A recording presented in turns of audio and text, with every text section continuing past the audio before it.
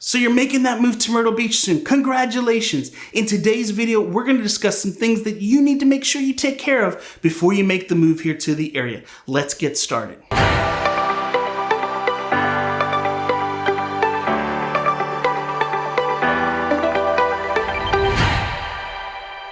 What's happening, guys? My name is Jeremy Blanton with RE/MAX Southern Shores, and today we're going to discuss some important things that you need to make sure you take care of before you make that move to the area. These are some things that you may not have thought about, so I put together a real handy list, and I'm going to go through these things fairly quickly. So let's get into the list. The first thing that I want to talk about is you need to make sure you go to the post office and do a change of address. You need to make sure that any subscriptions, anything that you have set up is changed over to your new address. Yes, you can set up some forwarding and it will last for a while, but at the end of the day, you need to make sure you take the time to actually update the addresses with all of those things so that your mail gets to the right place. The second thing, make sure you reach out to your moving company. Make sure that you have it booked. Make sure they've confirmed with you that they're going to be there on the day that they need to pack your home and move it to the south. Sometimes people get confused when you say Tuesday and they think it's next Tuesday instead of this Tuesday. So you want to make sure that they're real clear. They know to be there on this Tuesday so that your house is packed up and you're ready to move on the right day.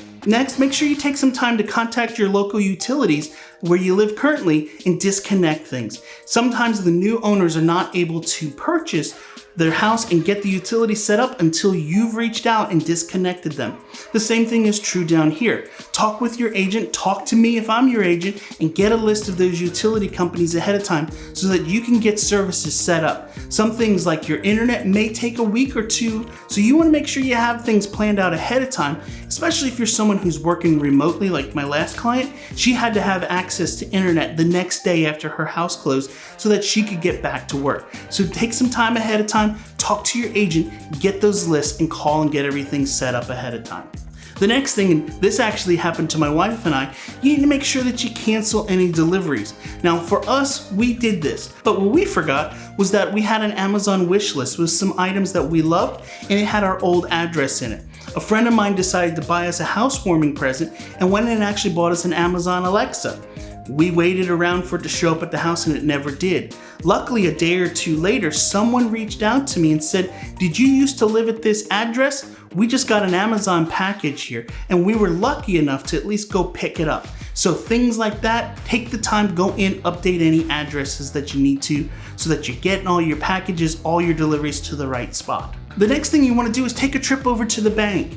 Make sure you update any addresses that you have on your accounts so that you're getting your mail at the right place. You're also going to need to probably order some new checks with your new mailing address on it. Take the time, make that trip, get things in place, because when you go to write your next check, you won't have to spend time erasing your old address and handwriting in your new one. Another thing you want to do is make sure that you transfer over any memberships that you have, whether that's with Costco or Sam's Club or even your old church. Make sure you update them so that they can get your mailing materials sent to the new address and you can get things and transfer things smoothly into your new town. Also, reach out to your insurance companies. Make sure that they're notified of your change of address. Make sure that they're obviously getting you coverage for your new home and that you have things updated so that when they need to send the bills, they come to the right place. Because here's the thing I found with insurance companies. If you don't pay the bill, they just cancel it and you're on your own. And you don't want that to happen. So make sure things are updated so that you stay current and everything's good to go. You might need to also reach out to your children's schools and get any school records that you need transferred down to Horry County. Or if they're going to a private school, you might have to actually get them printed and deliver them to the new school down here. But go ahead, take some time now and get all of those records in place so that when you get to South Carolina, you have a smooth, easy transition with the schools. This is one that most people don't think about, but if you have a will currently, you're more than likely going to have to get that rewritten when you move to South Carolina.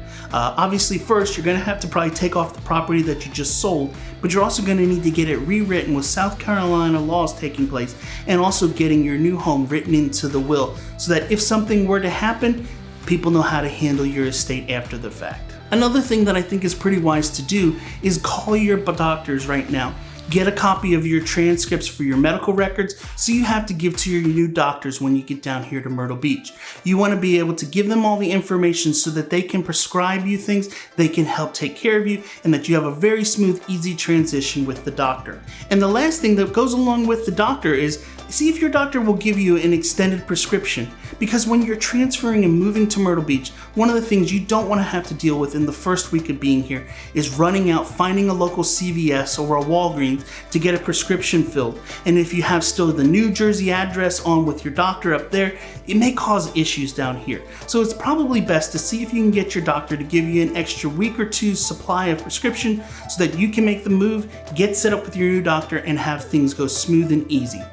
Anyway guys, I hope you enjoyed today's video on things you need to think about before moving to the area. If you did, give it a thumbs up, get that bell on, and I'll catch you in the next one. See ya.